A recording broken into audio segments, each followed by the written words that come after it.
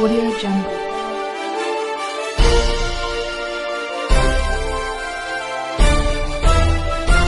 Audio Jungle.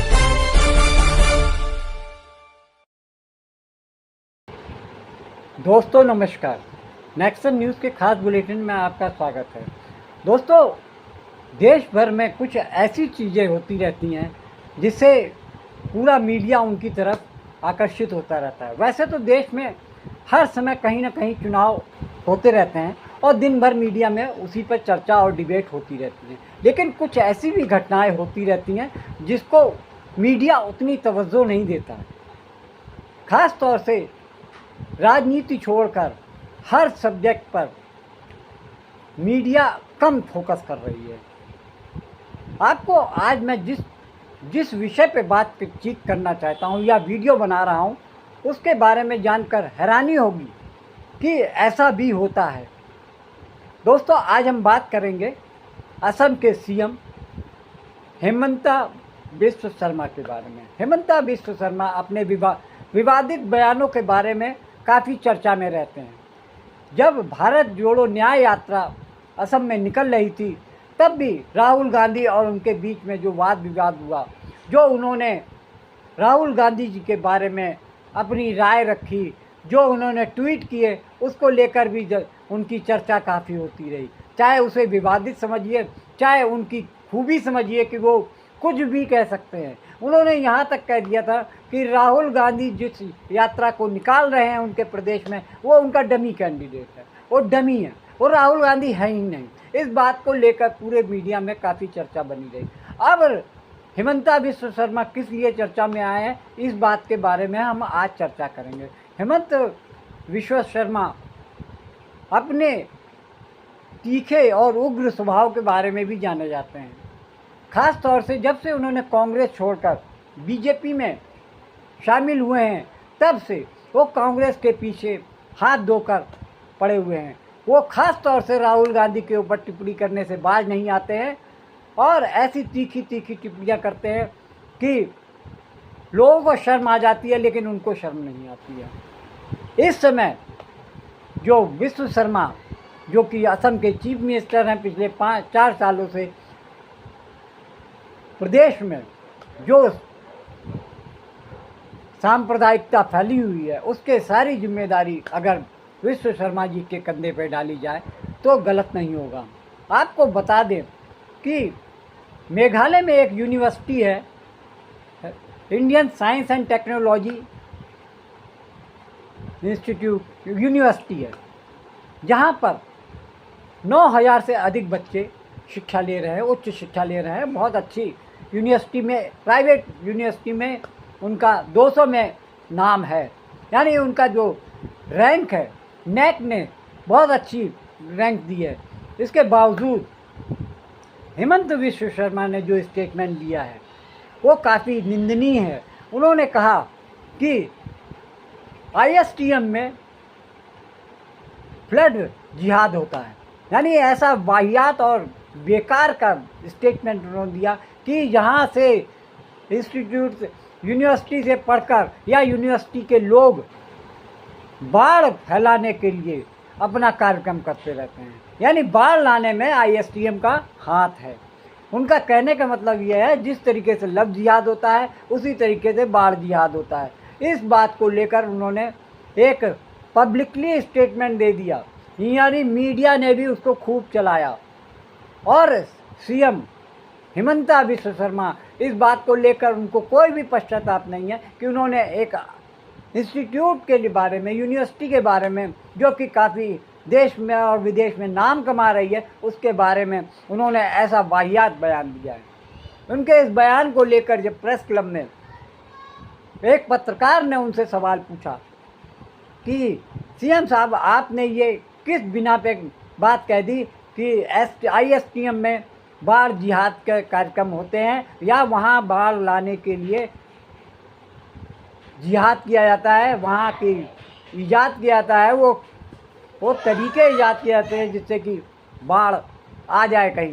दोस्तों, सबसे बड़ी बात तो यह है कि हाल में असम में जो बाढ़ आई है उस हेमंत बिस्वा शर्मा के जो स्टेटमेंट को बहुत से लोगों ने इसके बारे में टिप्पणियां की, लेकिन सबसे बड़ी बात तो ये है कि देश के प्रधानमंत्री और केंद्र के कई केंद्रीय मंत्री जो कि नॉर्थ ईस्ट से आते हैं, लेकिन उन्होंने एक बार भी सीएम के बयान पर कोई टिप्पणी नहीं की। जबकि इससे पहले देश के पूर्व राष्ट्रपति अब एपीजे कलाम आईएसटीएम में आ चुके हैं, पूर्व कानून मंत्री किरण रिजिजू और पूर्व मुख्यमंत्री सर्बानंद सोनोवाल भी इस यूनिवर्सिटी के कार्यक्रम में आ चुके हैं। इसके अलावा भी बहुत सारे ऐसे राजनीतिक लोग हैं जो भाजपा से जुड़े हुए हैं, वो भी आईएसटीएम में अतिथि के रूप में आ चुके हैं, लेकिन आज तक किसी ने भी ऐसी टिप्पणी आईएसटीएम के बारे में नहीं की।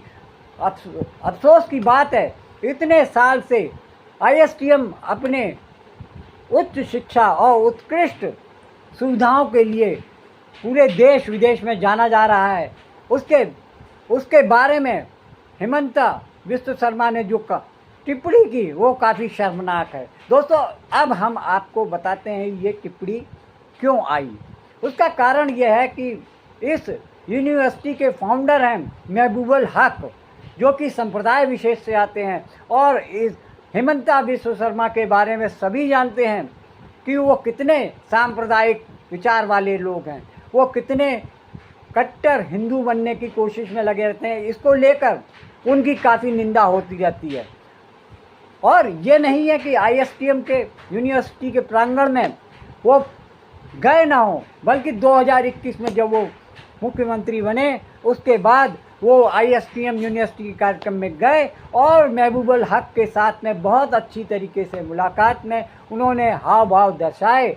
इसके बावजूद आज लगभग 3 साल बाद ये हालात हैं कि चुनाव सिर पे आता जा रहा है, तो अब असम सरकार के पास सिर्फ एक ही मुद्दा रह गया है कि किसी तरीके से हिंदू मुस्लिम कराकर वहाँ की जो जनता को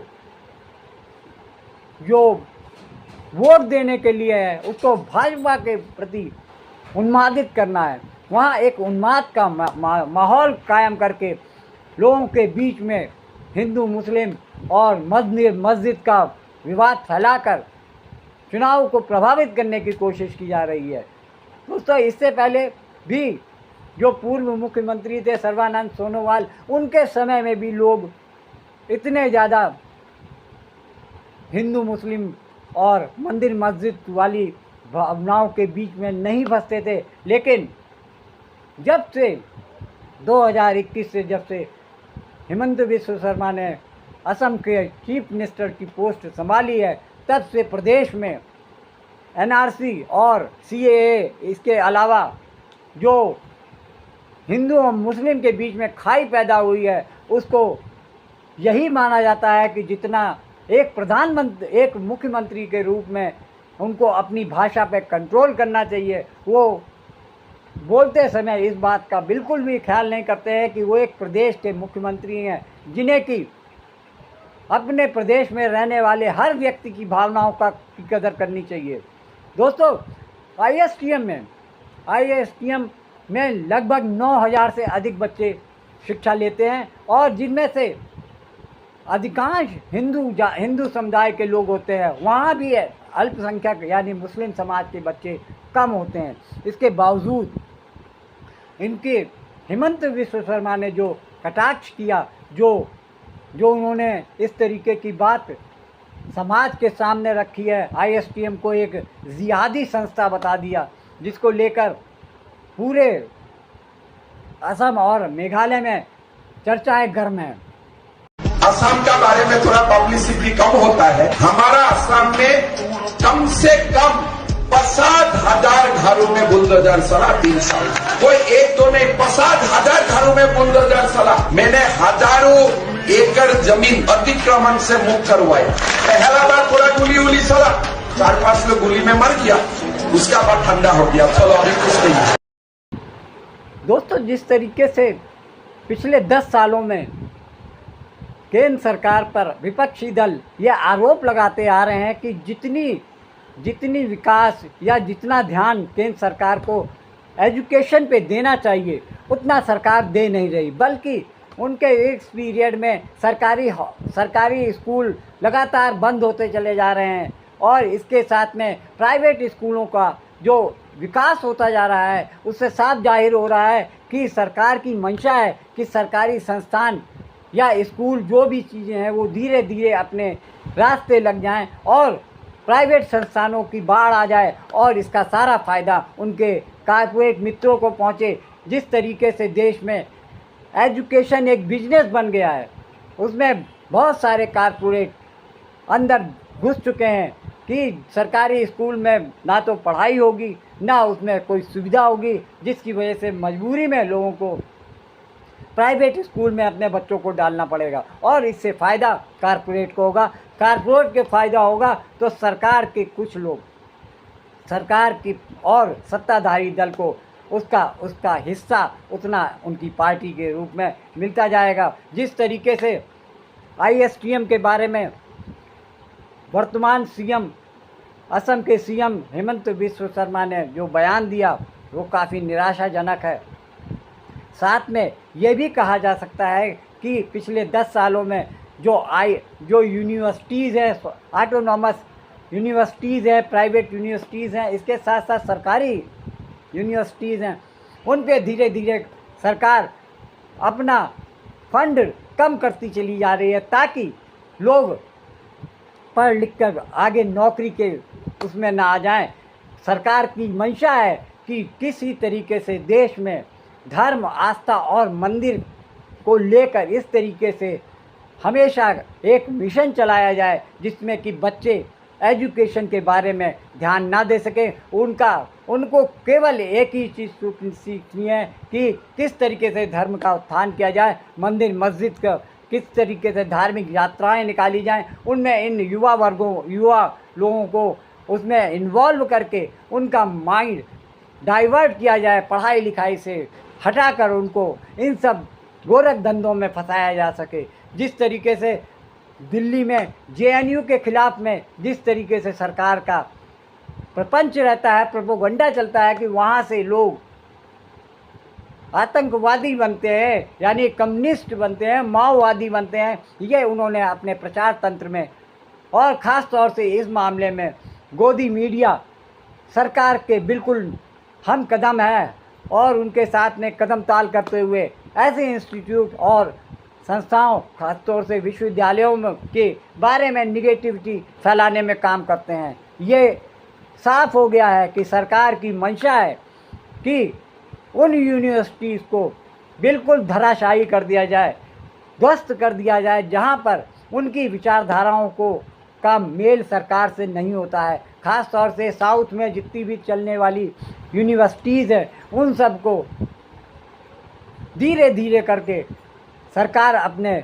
बजट में उनका फंड कम करती चली जा रही है। इसी तरीके से आप चाहे तो जादवपुर यूनिवर्सिटी देख लीजिए, JNU देख लीजिए, हिंदू आपको अलीगढ़ मुस्लिम यूनिवर्सिटी देख लीजिए, जामिया मिलिया जो यूनिवर्सिटीज़ है जो एजुकेशन में टॉप में गिनी जाती हैं, उनके बारे में हमेशा सरकार की तरफ से दुष्प्रचार करवाया जाता है और उनको फंड देने के नाम पर उनको ठेंगा दिखा दिया जाता है ताकि वो धीरे धीरे यूनिवर्सिटीज़ अपने आप ख़त्म होती जाएं। और सरकार की मंशा है कि उनके संघ और हिंदू समर्थक लोग संवैधानिक पदों पर बैठते चले जाएं। इन यूनिवर्सिटी में VC और चांसलर के रूप में वो संघ का प्रचार और एजेंडा चलाएं ताकि जो आपके वामपंथी सोच है उसको पूरी तरीके से कुचल दिया जाए। ये संघ और BJP का पूरा एजेंडा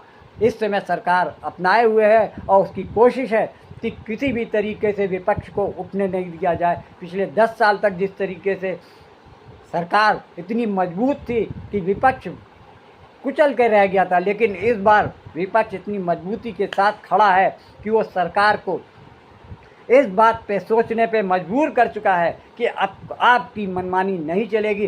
सरकार भले आपकी है लेकिन चलेगी विपक्ष के इशारे पे चलेगी, इंडिया ब्लॉक के इशारे पे चलेगी। दोस्तों आज के वीडियो में इतना ही। नमस्कार।